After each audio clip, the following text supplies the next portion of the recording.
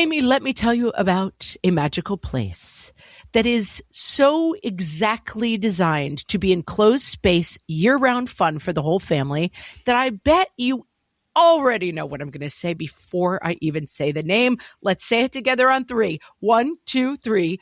Great Wolf Lodge. You got it, Amy. My kids loved Great Wolf Lodge when we went. You probably already know that it has a huge indoor water park with a wave pool, lazy river, a bunch of massive water slides. But then your pack can hit the other attractions because, wait, there's more. Great Wolf Lodge has adventure-packed attractions like Magi Quest, a live-action game kids can play throughout the lodge, plus the Northern Lights Arcade. Spent some quality time there, so your kid who loves the lazy river and your kid who loves fantasy games will both have a great time. Great Wolf Lodge also offers great dining options and complimentary daily events like nightly dance parties, all under one roof. Unpack the car once and you're settled in to have fun. And with 22 lodges across the country, you're always a short drive away from adventure. We've both had such great times at Great Wolf Lodge, so bring your pack together at a lodge near you. Learn more at greatwolf.com and strengthen the pack. You know that thing where you get an amazing pair of shoes at a really great price and want to tell everyone about it? Yeah, so do we. Here at Designer Shoe Warehouse, we'll give you something to brag about, like the latest styles from brands you love, or the trends everyone's obsessing over, or shoes that make you feel like, well, you. So go ahead, show off a little. Find shoes that get you at prices that get your budget. Head to your DSW store or DSW.com today. DSW, let us surprise you. I'm here to kill the fun. What fresh hell? Laughing in the face of motherhood. I'm going to baffle my children. With Margaret Aples and Amy Wilson. You only get to have fun with Dad because he's a moron. A podcast that solves today's parenting dilemmas. So you don't have to. No is the default answer if the kids are asking a question.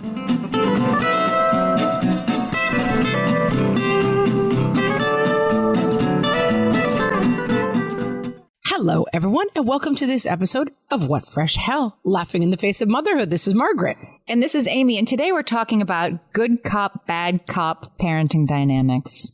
Do we have them? Is it bad? What should we do about it? Am I always bad cop? Am I ever good cop? What is a bad cop? We'll talk about that. But first, I want to get to mailbag. We have a good mailbag this week. Mailbag. That's our mailbag theme song. Yeah, that's our mail. Yeah, it needs work. I'm not saying, listen, we're spitballing. It's not a final. It's a draft. For now, put that on our to-do list. Nobody helped us. We asked for help on it. If you were a musician, write us a mailbag theme.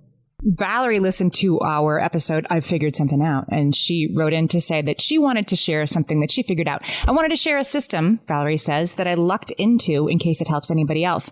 Before spring break a few weeks ago, my 2 girls were at peak bickering and driving each other and us crazy. I was dreading being together 24/7 for a week, but we came up with the idea of sister points. The kids can only earn them together by being good sisters. At the end of the week, based on how many sister points they accrue, they can get a little money to buy, a souvenir, she said, a little nonsense.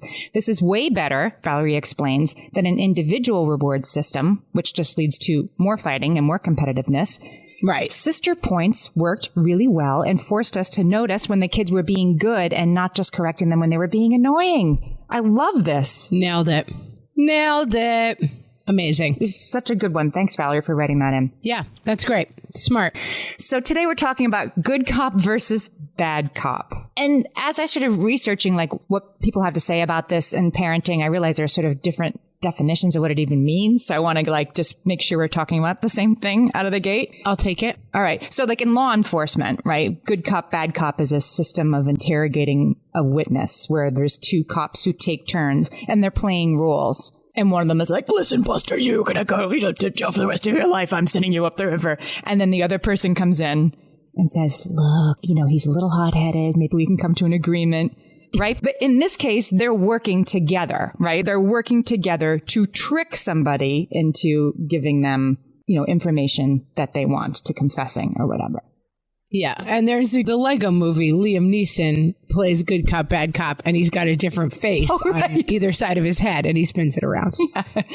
And it's a really solid joke, and I approve of it. You know, Wikipedia made the point that the only problem with good cop, bad cop as an interrogation technique is that it's become something that's rather obvious. Now that's been in the Lego movie, you can kind of see it coming a mile away. Right. You're like, no, I get what this thing is. I get it. I see. Now the next guy's going to come in and be nice to me. But I do think that when you've recently committed a major crime, maybe you're not sussing that out quite as well. You're kind of panicking probably at that point. Yeah, right. Exactly. Your allostatic load is high.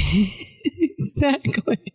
You're not necessarily being like, I saw this on SVU. You're like, oh no, I really shouldn't have robbed that bank. But when it comes to parenting, you know, as I was looking at this, I'm like, this isn't the same thing. Like we call good cop, bad cop in the house that, but it's not the same thing at all, because in that case, it's two people pretending and playing a role to ensure, you know, a united outcome that they both want. Correct. And good cop, bad cop, here's what it means to me in the house. We'll see if you have the same definition. To me, good cop, bad cop in the house means one, the bad cop is the parent who's like, no, it's bedtime.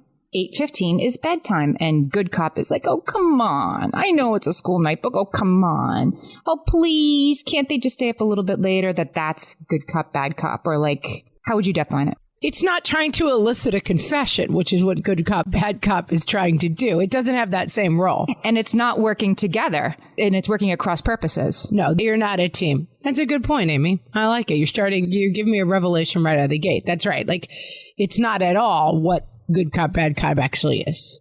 It's one, we're saying basically like one parent is fun parent and the other parent is disciplined parent. Right. There is another meaning, which could be, I found a study that was for adolescents who are type 1 diabetics, which requires, you know, great adherence to medication and oversight, I guess, for good outcomes. Mm-hmm. And that adolescents, as they enter, you know, adolescence, their adherence to treatment can start to go down to all kinds of things, not just diabetes. But this study found that in houses where there was good cop, bad cop parenting, that there was more likely to be reduced adherence to treatment. But the study used good cop, bad cop to mean good cop is like, you know, supportive and loving, and bad cop is the great Santini, to use an old Deluxe alert. Back in my day.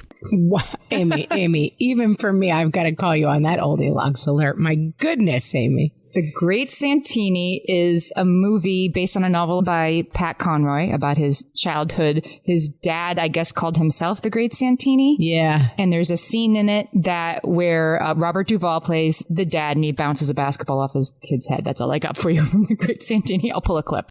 The Great Santini is all bad cop all the time. Yeah. And then the mom is just frightened cop, basically. There's no good cop. Yeah, exactly. I don't think that we're talking about that, right? Good cop is loving parent and bad cop is awful parent. I don't think those need to be called good cop, bad cop. No, I'll give you an example from my brother's life. Okay. Which they laugh about all the time, which was they have a group that they call the Five Families, and they go on vacation together. They're like the preschool families. They all became friends, and they're still, now the kids are grown. Right, they all are still friends. That's sweet. And so they still do stuff together, but they always called themselves the Five Families, and it was like they would go on vacation together. And between the Five Families, let's say there's 15 kids, right? And so they would be at some giant lake thing, you know, the 10 adults and the 15 kids, and then it would become bedtime.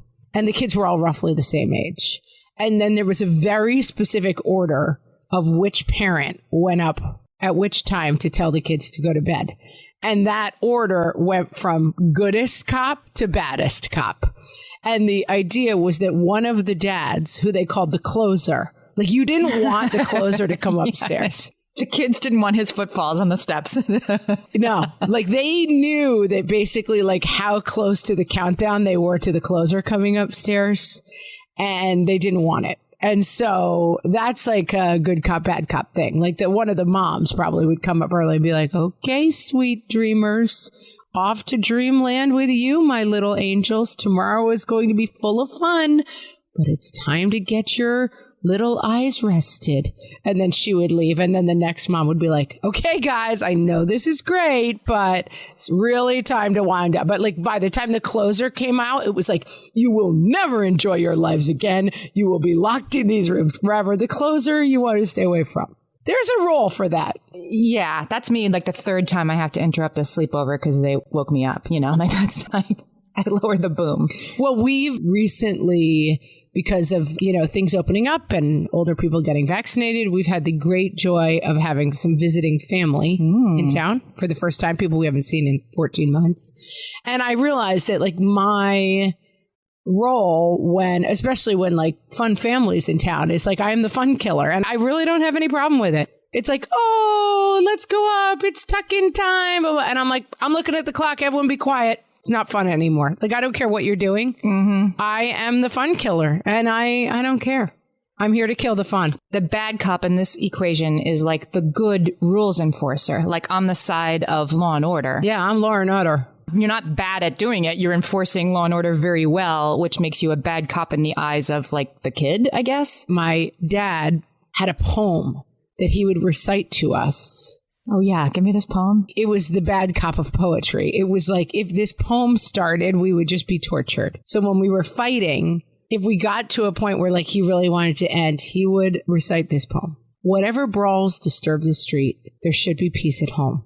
Where sisters fall and brothers meet, sorrows should never come. Birds in their little nests agree. It is a shameful sight when children of one family fall out and chide and fight.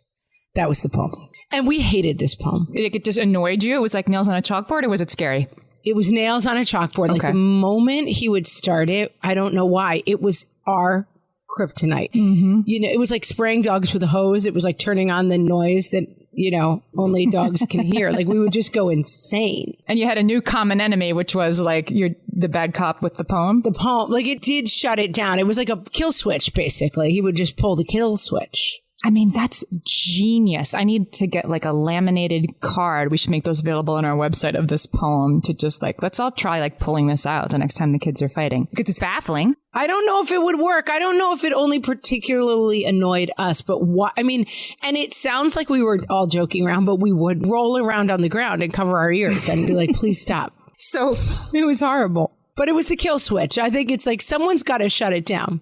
Bad cop is in good at enforcing stuff, and good cop in this description means actually a bad at enforcing rules. Good, more ice cream, it means. I started this to say that my children's version of this is where I was going with that. It's fun to have fun, but you've got to know how. Dr. Seuss. And it is the thing that I say all the time right now in my house. Especially at the end of the pandemic, we've been too much together. The kid who's if jumping out at someone is funny, jumping on that person is funnier. Jumping on that person and punching them in the face is even funnier. And then jumping on that person and punching them in the face until they start to cry is funniest. Trying to help him find the line of it's not funny anymore. It's fun to have fun, but you've got to know how. Are you more of the enforcer? Are you the bad cop in your parenting dynamic? Does this parenting dynamic exist for you guys? 100,050,000%. Yes. So my kids are older. I have 3 teenagers, 13, 16, and 18. So there's less of the, I go to bed before my kids, except for the 13-year-old. 13-year-old, I get her to bed so that I can go to bed. The 16 and 18-year-olds, it's go with God. I hope you go to sleep at some point. So there's less rule enforcing, especially during a pandemic when nobody's going anywhere. So the sort of teenager rule enforcing doesn't exist. But when they were little, I was around more. So I was the primary caregiver for sure. My spouse traveled a ton for work and would get home to see them before bed, maybe twice a week. I think in that dynamic where there's definitely a primary caregiver, it falls to that person usually to be the bad cop. How this played out in our house when my kids were little is I'd have them, bathe, pajamas, count down to bedtime. Bedtime's in 7 minutes. I've been waiting for 13 hours. And then my husband would come through the door, and be the tickle monster and throwing them in the air and whip them to a frenzy. Good time, Charlie. Good time, Charlie. You call him. Yes, I definitely remember you being good time, Charlie gets to come home. Then good time Charlie comes in the door at 7:51 p.m., right? Then I would be no, you guys, but okay, you have to go to bed. And that was self-serving to some degree. I'm ready to be done, right? And they're ready to enjoy their other parent. And then he didn't give me a hard time. I was oh, come on, Mom. Oh, can't they stay? He didn't pull that stuff at all. It wasn't Mom's such a drag, because you would have murdered him. Yeah, but I'm the primary caregiver, so I'm the killjoy. And so I feel like this often breaks down along gender lines because the primary caregiver thing often breaks down around gender lines, but I'm not sure I'm right about that. I think it can be both. I also definitely know dynamics where the dad is like, cut that out. Like he's more Great Santini. I definitely know the Great Santini dads too. I mean, not that they're actually abusive monsters, but I've definitely seen it as a dynamic. It's kind of like don't interrupt a happy person, that like the kids kind of start roughhousing, and then sometimes I feel like the male tends to be like, let's cut out this. And it's like they kind of parachute in with the military voice, and it's suddenly like, yes, whoa, dude, like don't stop killing the mosquito with like bazooka. Like you're way too hot for the room. You're coming in way too hot. And that is something that's like a bad cop in a different way, the kind of pop up super scary cop. And it's like, dude, yes, we do not need to be at this level.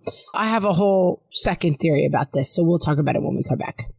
Hellions, it's time for some spring cleaning, and I don't just mean the coat closets. Doing your financial spring cleaning can actually be super easy when you let Monarch do your financial spring cleaning for you. One dashboard that gets your entire financial life organized. No more clutter, no more mess, no more logins scattered everywhere, just accounts, investments, property, and more, all in one place. Get your first year of Monarch for half off, just $50 with promo code FRESH. Monarch allows you to look not only at what you've already spent, but also to plan for the future. With Monarch, you can set savings goals, plan for big purchases, and notice spending trends before they become a problem. I can generate cash flow reports that show me what we spent this quarter, this month, what we're probably going to spend next month, and feel prepared, organized, and knowing how to plan for the future. No more surprises and a lot more clarity. Try Monarch. Use code FRESH at monarch.com to get your first year half off at just $50. That's 50% off your first year at monarch.com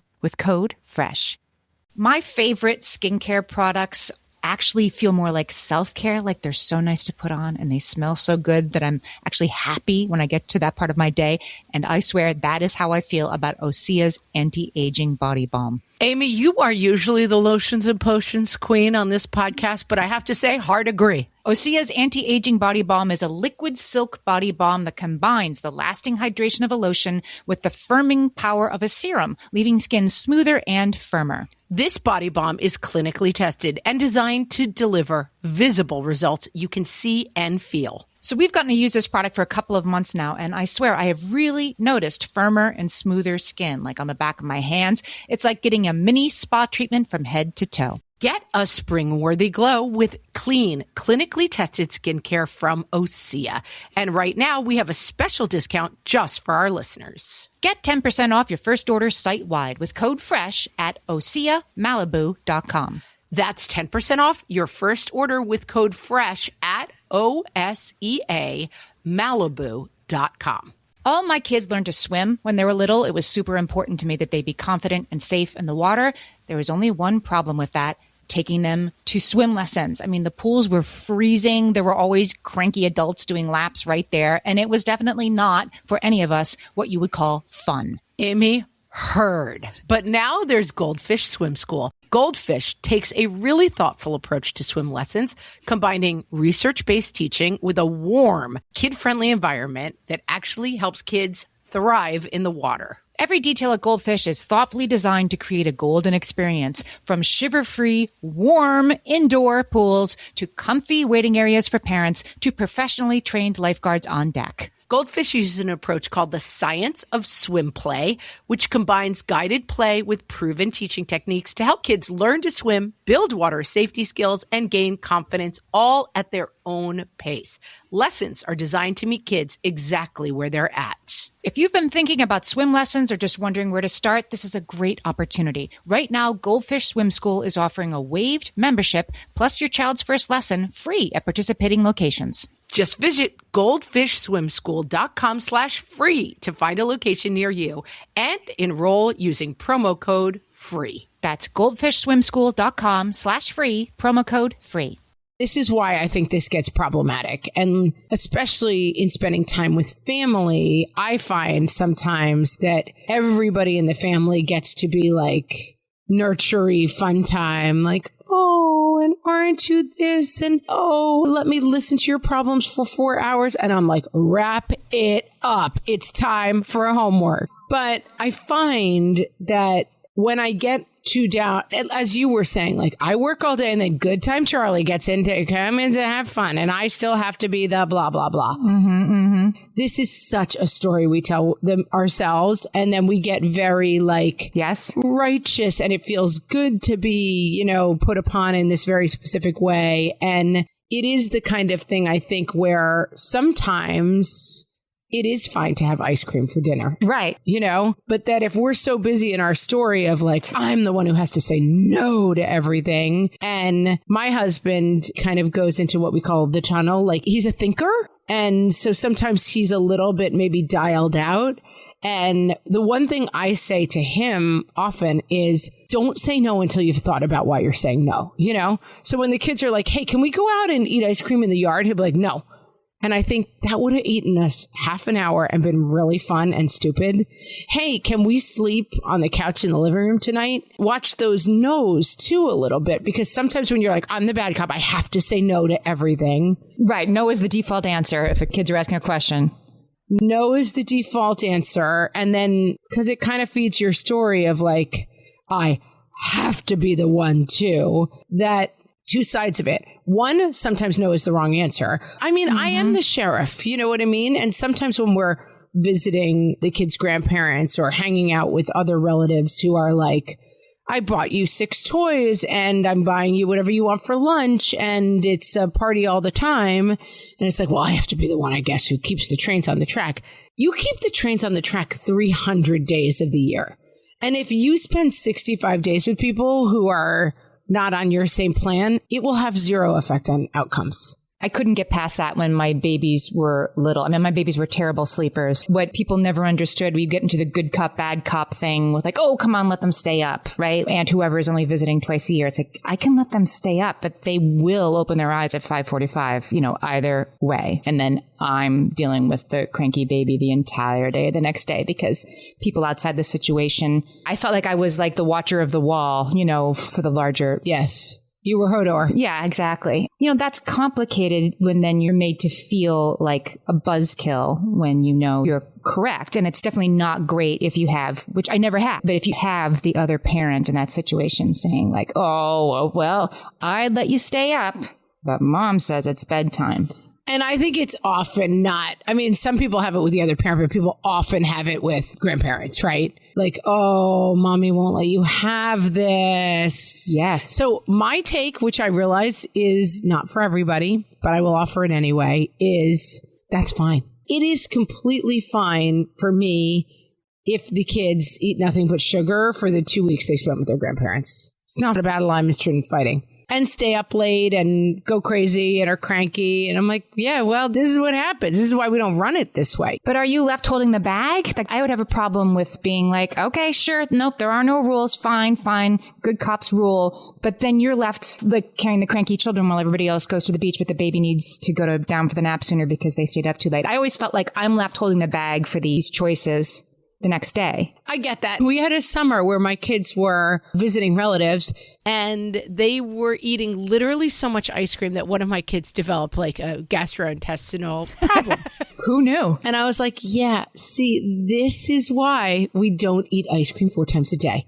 Because your butt is really not going to thank you for that at a certain point when you have had diarrhea for 2 days. It's not that you have to let it get to that point at every time, but I think fundamentally the problem with bad cop is that you feel like everyone gets to be fun except for me. Yes. And that is a story that doesn't necessarily need to be totally true. Julia Austin is a freelance writer, and she wrote an article, I'll put the link in the show notes, laying out sort of all the different ways in which this can be not a problem, but it can become a little bit toxic between parents when this dynamic is playing out at home. And so anyway, she names a whole bunch, but one of them was, I read this and like, yes, that's it exactly, that the good cop gets to relax at events. And I can think of a particular party, an example, like you get to a party and there's kids around and there's people. And my oldest son was just learning to walk, that maximum danger, sticking their finger in sockets and, just doing anything. And there was a buffet and, my husband had gotten this food and I said, can I go get my food?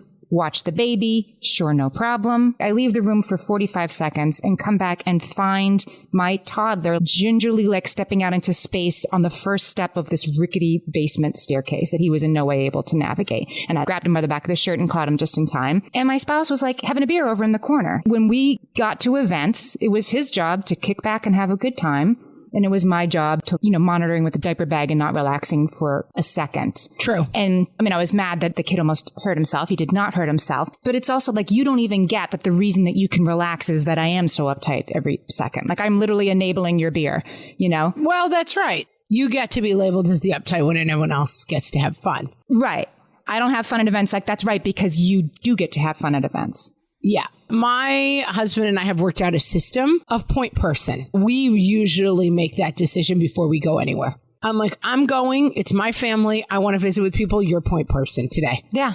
And that definitely has helped us some. Okay, you're here to visit with your family. I'll run point. But I also think I lay gently in your path that the amount of anxiety that we bring to these situations is sometimes too much. Right. I know for myself, for example, we go to the lake and there's a boat that everyone likes to go out on and have fun. And I find myself on that boat to be the person who's like, there's another boat coming. This baby is sitting too close to the edge. It makes me extremely anxious to be on a boat with little kids. I don't like it. So I have stopped going on the boat and the kids come off the boat fine every time without my 300 suggestions about what's dangerous about having kids on a boat. Mm-hmm. Because sometimes I have to recognize that my slightly martyrish, I have to do everything thing is actually just me manifesting a tremendous amount of anxiety in a situation where it's not actually the most helpful. Mm-hmm. My looking around corner, it's like, you guys are just enjoying yourself, but this kid could fall off into the engine. And it's like, well, they could, but they're probably not going to. And like,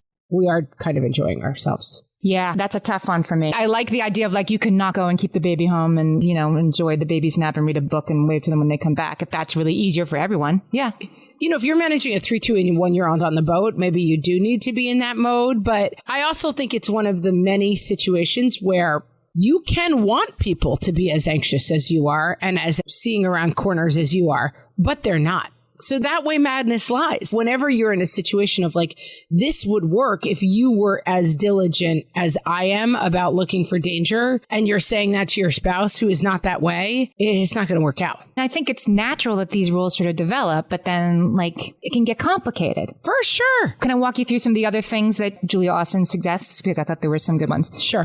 She's kind of anti-good cop, but we'll get anti-bad cop in the end. I mean, maybe you already have, right? Because nobody wants to, the bad cop is kind of the one nobody wants to be around. And like, then you feel sorry for yourself, but you understand why as well. She says that the good cop can become a problem when the good cop just comes in and takes over the fun moments and doesn't sort of hand the keys to the bad cop. Like when you are the one who's always, come on guys, we're leaving with this, and you don't get to be the one who lets them have ice cream, who lets them open the present, who tells them they're getting a puppy. The person who is the good cop in the relationship gets a little bit used to that. And when there's good news to share, fun times to be had, naturally sort of jumps in and takes over because that's their warm bath, right? That's where they're comfortable, but don't sort of include the bad cop. And that's like, oh, here's where I come in. The good part is starting. This is me. Right. Fun time. Yeah. Yeah. Time to pick out a movie, instead of, come on, let's all do this together. They will, just sort of take over at those times. Does that make sense? That sounds familiar. For sure. And then the kids start to want to spend more time with that parent, can start to favor that parent, the one who's going to let them do things. Yeah. Who's going to let them stay up late, who's not going to give them a hard time about things. And she says the bad cop feels pushed to the side, even though she's the reason these kids have been kept alive to see another day of snuggling or drawing. Obviously, one group of people who struggles with this is people who are not co-parenting. Yes. People who have a good cop, some parent they share custody with. Yes. Totally tricky. And that, right. It's like, oh, let's go over to dad's where it's candy and movie and ice cream all night. And then come back to mom's who's like, oh my God, you have to do your paper and get this stuff done because you didn't do anything over the weekend. I have seen friends of mine go through this, and kids do understand this in the long run. Kids do see this picture correctly, but it takes a long time, and that's hard. They get later, you mean, that like, oh, the reason I got to do whatever I wanted to do at X parent's house is because Y parent's house was the one who was making sure I showed up for school on time? Yeah, because my dad was kind of really immature and my mom was like really working hard. Like, I feel like this is a long game thing, and that your temptation to fix it in the moment by screaming in your kid's face, you only get to have fun with dad because he's a moron, is not the right way to go. Right. And that the long game is important on this stuff too. Really important. And that even if you are married, it's like, you know, dad can throw the baby 65 feet in the air. Mom knows the feeding schedule, you know, like your kids do kind of get that eventually, you know? Yeah. And I think it's a common thing, don't you, in divorce, that the parent who spends less time with the kid in custody arrangements is less aware of when Little League starts this year. And so I think tries to develop a relationship and maintain relevancy and importance in their kid's life by being the time Charlie. Like, I understand why it develops. Even I was in a long distance relationship once, and one of the biggest problems with our relationship is we never addressed any problems, because when we were together, we just wanted to have a good time, you know, so that it makes sense. It's not because people are terrible people. It's because, well, we only get this limited time together, so I don't want to spend that time being like, you really need to buckle down on your grades at school. Like, I want us to have a good time because our time together is limited, and that makes sense. And I think there's a really important aspect to this. So let's take a break. We'll be right back. Amy, when I'm having a good hair day, it usually makes my whole day better. And that's why on every day, I'm taking Nutrafol. Nutrafol is the #1 dermatologist-recommended hair growth supplement brand. And it's the #1 hair growth supplement brand personally used by dermatologists. Nutrafol's hair growth supplements are peer-reviewed, NSF certified for sport, and clinically tested. Nutrafol offers multiple formulas for men and women, tailored to different life stages and lifestyle factors, so you get support that's actually right for you. Adding Nutrafol to your daily routine is easy. Order online, no prescription needed, with automated deliveries and free shipping to keep you on track. Let your hair be one less thing to worry about. See visibly thicker, stronger, faster-growing hair in 3 to 6 months with Nutrafol. For a limited time, Nutrafol is offering our listeners $10 off your first month subscription and free shipping when you visit Nutrafol.com and enter promo code LAUGHING. That's Nutrafol.com, spelled Nutrafol.com, promo code LAUGHING. Hey there, I'm Kendra Adachi, and my show, The Lazy Genius Podcast, helps you be a genius about the things that matter and lazy about the things that don't, and you get to decide what matters. I'm not here to tell you what to do. I'm here to give you a new way to see. Episodes of the Lazy Genius Podcast are full of compassionate time management tips and permission slips to do what makes sense for you. New episodes drop every Monday. Follow and listen to the Lazy Genius Podcast on the free Odyssey app or wherever you get your podcasts. In the family justice system, disputes involving children are considered especially confusing. These are their stories. Okay, tell me exactly what happened. She took the iPad even though it was my turn. But he put the iPad down and just walked away like he wasn't even playing with it. Okay, well, I guess if you put the iPad down, then she's right that you gave up your turn. Give your sister back the iPad. But I only put it down because I had to go to the bathroom. No, wait, the bathroom is definitely an exception to the abandonment clause. Okay, give him back the iPad. But Mom, he wasn't going to the bathroom. He went outside. Wait, what? You were outside? Okay, give her back the iPad. I just went outside to get my backpack from the car so I could do homework after screens, which is what you told me to do. Okay, you know what? Give him the iPad. Yes. No, it's my turn. Haha, you lose. You know what? If you're going to be nasty about it, give her back the iPad. What? This is so unfair. Give me that iPad. This is so unfair. You know what? No one gets the iPad. The iPad's going in the garbage. We're moving to the woods where there are no iPads. We're going to live off the grid forever. Toddler Justice. Coming to you all day, every day, 7 days a week. This is so stupid and unfair. This is the kind of issue that for me comes down to like, what is a constant and what is a variable? What is changeable about this and what is not changeable about this? Okay. Because the conflict lies in like, I want my husband to be a person who worries about where the kids are going to camp 2 summers from now. That's not going to happen. Or what happens Monday. That would also be good. Or what happens Monday. But you know what I mean? Like, I think part of finding happiness in your life and especially your marriage is what is a variable here? What can be changed? And I think one thing that can be changed is spaces and places. This has helped my husband so much in this. One of my kids is involved in scouting, and I have handed that over to my husband completely. And whether he wants to good cop it or bad cop it, this gets easier as your kids get older, because it's not just like, oh my God. The first 5 years of, oh my God, keep them alive at all costs. As they get older, I feel like my husband and I try to find entire arenas where we operate independently. Now, I will say there's a deadline coming up for a sleepaway camp that needs to be filed.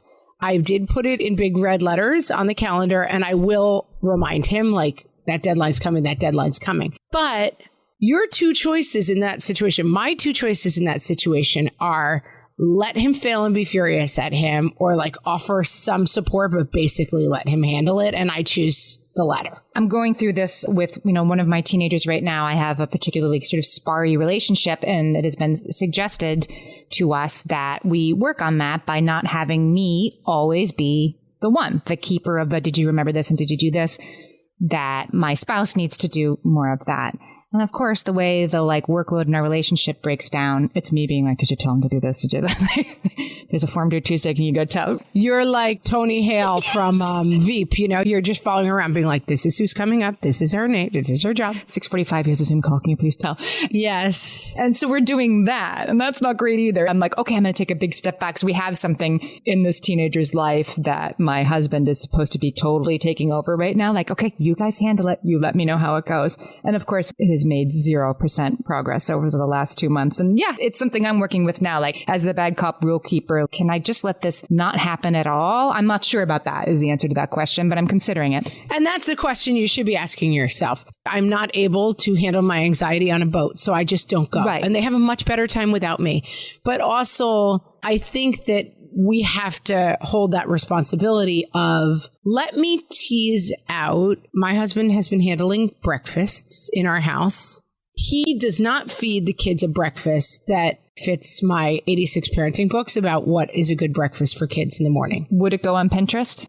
Oh my God. It would go on like breakfast of shame, basically. But it involves a protein, a fruit, and a carb, basically. Mm-hmm. But part of it is, what is going to happen if I stop controlling every aspect of this kid's life? My fear is that, he's going to this, it's going to that, and tease that out all the way. How much do I care that my kids are having a somewhat processed and not very variant breakfast in the morning? I don't care that much, I guess. You can either control every single outcome, or you can get to be the good cop sometimes, and you can't have both, Mm-hmm. You got to kind of reckon with, okay, am I allowed to let go of outcomes? When my husband is in charge of sending my daughter off to school, she looks like an extra in Annie, like the 17th orphan who got forgotten, But am I allowed to let go of my need to control that outcome? My daughter should look like a clean human being for school. Or do I want to get to be good cop sometimes? There's some of these things are a little bit mutually exclusive. There's a difference between safety and, was her hair brushed, right? And you're right. You need to look for those moments and hand that stuff over a little bit. And I liked what you said before about, if it's your family's party and you're going, you got the diaper bag and the baby, have that conversation on the way there, not 45 minutes into the party under your breath. Can you watch him for 1 second? Because I haven't even, don't wait until it gets to that point. State that stuff that's important to you when you can be calm about it and direct, and you have your parenting partner's full attention. Because if they are a good time Charlie, once they get to the party, they're going to be in the middle of the conversation. Everybody wants to be around that person. Yeah. And we just recently took a family trip for the first time since COVID, and my kids are now 12, 10, and 8. And we haven't done a family getaway. We went to Boston to look around the city. That's a different kind of trip than we almost ever do. But I realized the last time I did it, they were 10, 8, and 6. And my husband, as I've said, he's a little bit of a Mr. Magoo. He's kind of in his head a lot, And so my fight with him is you're not even paying attention. And the kids could just walk into traffic and you're busy, reading your brochure about the Ben Franklin's house or whatever. And he is sort of the kids are 8, 10, and 12. They're not going to walk into traffic. And I have to listen to that a little bit too, A little bit, yeah. Okay, my justification that like these kids could be killed by a meteor at any second. Like, I'm not always right because I'm on the side of safety, you know? Like, he can be right too. I was going to say ages and stages, but it's like spaces and places, I guess is what you're saying right here. Spaces and places. And you're right. And a 12-year-old is not a 2-year-old. You're right. Yep. If you're hardened into these rules, if you have over time become like the action figure hardened in Amber that is always the worrier of all the things. I have a friend. We were really young. My friend had a baby when we were really, really young, and we would just totally crack up at her mom because her mom would walk in. This is back in the day where you had a milk crate full of CDs on the wall, you know? And she's like, well, that milk crate could fall and the CDs could fall on the baby. And, you know, the door could slam and it could hit the baby. And we were always like, the TV could turn into a dragon and the dragon could breathe fire on the baby. Like, yes, you intrinsically have that mother's instinct to search for danger, but it doesn't make you always right. Yeah. I can tell you're not totally sold on that point. Well, no, I'm just thinking about like, how do you come to a decision with your other parent about how you're going to play this stuff? You need to parent as a team because in the end, the kid will pick up on it when parents, you know, give them a hard time and one parent lets them do whatever they want. They are going to use that to their advantage, particularly when we're talking about like divorced parents, right? Like it's, yes. Even if you are co-parenting with a parent who is like this and be like, I'll let you do whatever you want. I'm sorry. You know, that's what your mom was going to tell you. If you're dealing with that parent, like the way at this might be like in the long run, it is much better for certainly our child and both of us if we have pretty much the same rules at both houses, right? Like for sure. Parenting as a team, presenting a unified front is the goal. And so I'm thinking about how can you move the needle and parent as a team? But yeah, I guess I am a little resistant to like the solution being just worry less, mom. Stop worrying so much all the time. It's definitely not, but I think it's both. I think it's saying like, these are my boundaries. This is how I want things done. This is how they will be done. But I think a healthy part of that process is being like, are my boundaries as reasonable as I think they are? Mm-hmm. Because I found myself on this Boston trip. Sometimes I always know I'm in trouble with my husband when I'm like, honey, comma, you idiot, comma, statement, you know? And I found myself a little on this trip of like, you're reading the map and the kid could just dive off the dock at any minute. And he was sort of like, why would a 12-year-old suddenly dive off a dock into Boston Harbor? Like what? Some of the things you're worried about in this space are not actually valid. We say this all the time because we have 3 kids. When we separate or when we're in motion, I always say to my husband, you've got 2, I've got 1. We use that language all the time. Like, you've got 3, I've got none because I'm going to the bathroom. Love that. So that before we separate, it's like, who's in charge of who? I am a very anxious person and I just constantly find myself trying to work against it. That like, you guys were running in the aquarium and that's against the aquarium rules and how could you? And my husband's sort of like, it was kind of fun and it didn't really bother anyone, you know? And that's also sort of reasonable. So I find being the solution for me often means just checking in a little bit about whether or not my bad cop is a little out of control. Yep. And that's the sort of parenting for an audience, right? Like, do the people in the aquarium think that your children are the best behaved children at the aquarium today or ever? Or is somebody like, those children are running, you know? Right. But if your value, which both of us definitely have, it's a value for us that the people in the aquarium will sing the song for years to come of the best behaved children they ever met in an aquarium. They'll be like, I still remember it back in how effortlessly 21. I met these kids in an aquarium and they never ran. That's not a value of my husband's, and that's fair. You know, it makes me think that you can have the unified approach, but that there needs to be more shorthand around it. I'm coming back to like your dad's poem as being sort of the way through this. I have a friend who is one of 13 children. Oh, God bless the mama. This friend came over for dinner recently. He's a grown man, and he just like regaled my children with stories of being one of 13. And my favorite story that my friend tells is there'd be, 13 of them sometimes at the table with the parents. Of course, as they got older, somebody had soccer practice or whatever. But if somebody did or said or started something, one of the 13 kids did something that wasn't supposed to be happening, the dad would point to them and he'd go, I have to see if I can whistle like this guy would whistle. He'd go, you do that? And it just was this. He'd do that and then he'd point to the stairs. And that was, you're done, go upstairs. And it was you're out, arguable. And it was like, that's definitely like good cop, bad cop. And his dad was the bad cop and but that was the discipline in their house. That was like the whistle and the pointing to the stairs. That's how I was growing up. My mom was full-time bad cop, but when my dad bad copped, man, you did not. It was scorched earth. It was Dracarys. It was like when my dad brought out the bad cop, it was run for your lives. Yeah, and I'm not saying we go back to a place in time where children were actually afraid of their parents, but there is sort of a less hovering, less talking about it, right? Non-verbal. There's an approach here. Start reciting the weird poem. Start reciting the weird poem. There is an option that this is the signal and both parents are behind it, right? Like if you disagree, if you think that wasn't worth a whistle and being sent upstairs, you talk about it later, I guess. But there's less talking about it. For sure. And I think we've solved it. But I do want to say before we wrap that we came in talking about good cop, bad cop. There's a lot of legitimacy to the idea of moms have to be the bad cop. It is not fair. Other people get to have a good time while we have to make sure everything's okay. Because I have been struggling with this a little bit myself and trying to find my way out of that story. I've spent a lot of the episode talking about taking responsibility for your story and getting away from that. It doesn't mean to say that it doesn't land on you. It's not fair. It's not fun to have to be the bad cop. And yes, moms get stuck in that role much more often. It's just in processing it today, I ended up, because of probably where I am at in my own marriage and parenting relationship right now, at a place of let me examine my role in this. But I don't mean to say to people out there, this is all your fault. Because it's not. But the reset is up to you. And the reset is probably best done, offline with your spouse on the way to the party, not once you're already there, with a glass of wine at night, not, while the baby's crying. And don't let yourself fall into it's always me, the martyr role, because that will stay unappealing to your family and children. Mm-hmm. I know how to have fun, but I'm also not going to let my boundaries be messed with. Your kids will see in the long game that you were on point. Mm-hmm. Every one of my friends I've seen that happen with. Good time Charlie dad, guess what? People grow up and they're like, oh, dad was kind of a goofball and mom really held it together. They'll see it. Solved it. They'll see it in the long run. Solved it. I am going to put that poem in the show notes because I'm going to memorize it. I'm going to baffle my children. Whatever burrows disturb the street.